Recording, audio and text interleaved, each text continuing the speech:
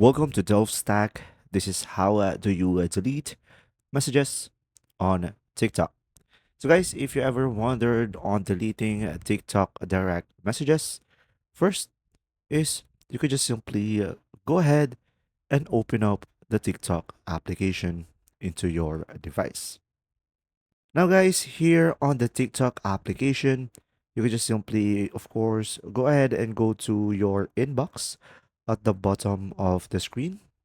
Now, from here, guys, you could just simply go ahead and select the inbox of the person that you want to delete the specific message with and go ahead and tap on it. Now, from here, guys, as you can see, I have one message over here.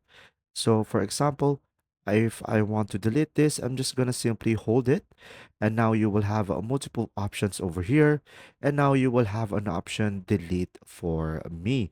So guys, sadly, as of today, you can only delete message on your side, but you cannot delete the conversation for the two of you. So guys, to delete a message on TikTok, it will only be deleted on your side. If you found this video helpful, please like and subscribe.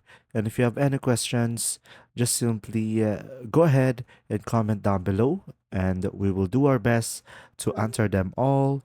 And see you in the next video.